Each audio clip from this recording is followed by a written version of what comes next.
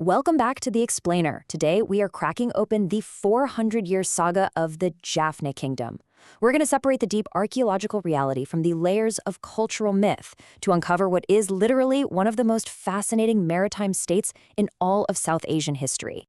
We've got a massive 4-act story to get through today. We'll be looking at Act 1, the vacuum and the inception, moving into Act 2, the Blue Water Empire, hitting Act 3, the imperial zenith, and finally, Act 4, eclipse of the eagle. Let's jump right in. Act 1, the vacuum and the inception in the 13th century.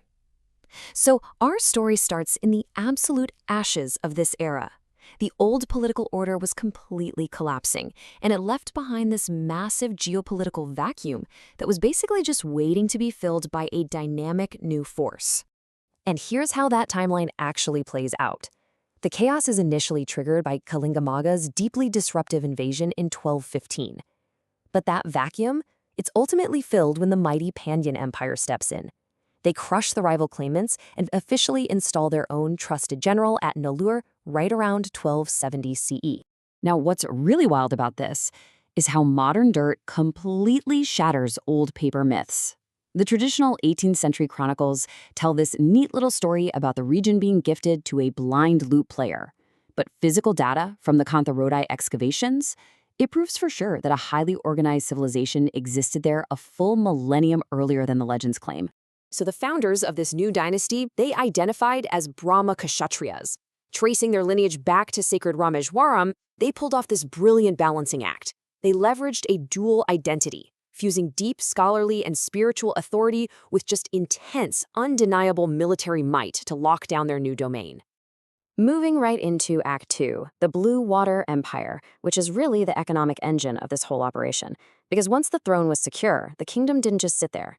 It rapidly evolved into a staggering economic powerhouse, fueled entirely by the deep, lucrative waters of the Indian Ocean. Just to give you a sense of their sheer naval scale, when the famous global traveler Ibn Battuta visited the region in 1344, he was absolutely blown away. He personally counted 100 Jaffna ships off the coast of Kerala. I mean, they were a true blue water empire. And they built this massive wealth by ruthlessly monopolizing regional trade. We're talking absolute control over the Gulf of Mannar pearl fisheries, exporting highly prized sacred shanks, trading war elephants right out of Kite's Port, running a huge dairy industry on Delft Island, and taxing the entire Palk Strait. They ran the show. And unlike the traditional feudal land exchange systems down south, Jaffna ran on cold, hard cash. They operated a highly monetized economy. In fact, archaeologists have dug up a physical trail of their wealth that connects them all the way to Ming Dynasty China, Yemen, and even the eastern coast of Africa. Which brings us to Act 3, the imperial zenith in the 14th century. All that booming maritime wealth was basically converted directly into unprecedented territorial dominance. This was, without a doubt, their golden age.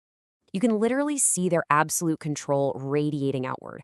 They started from their heavily fortified core in the northern peninsula, pushed deep down into the Vani region to subjugate it directly, and cast this massive, undeniable shadow of influence all the way down the western coast to Puttalam and Shillao. Their supremacy at this point was total.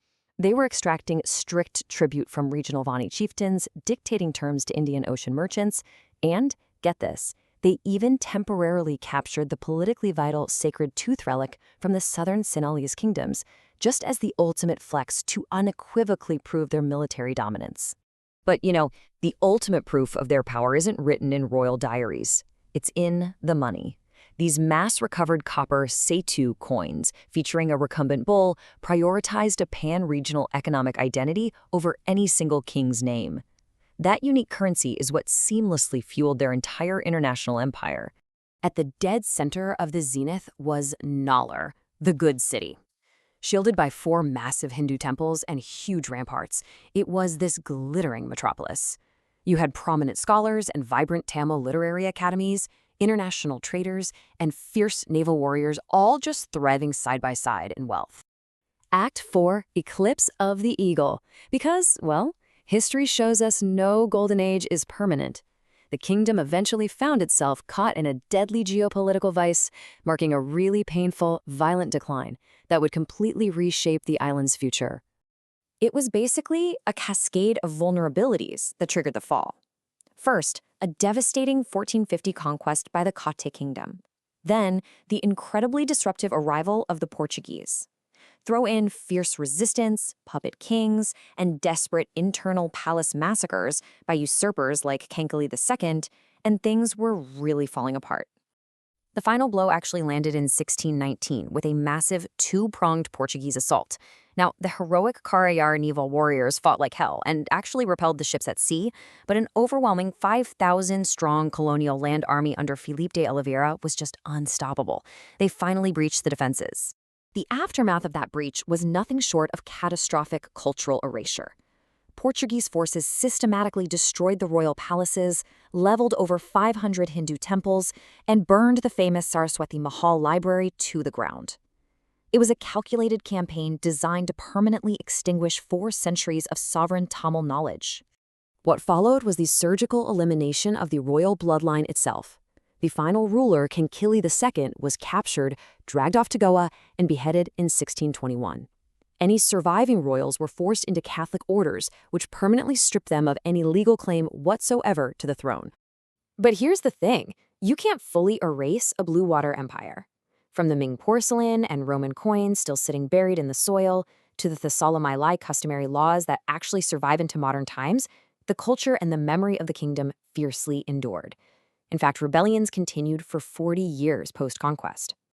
So, I want to leave you with this to ponder. The Portuguese destroyed their palaces, their temples, and their libraries. But how does the memory of an empire survive when literally all of its physical monuments are burned to ash? Thanks for joining me for this explainer.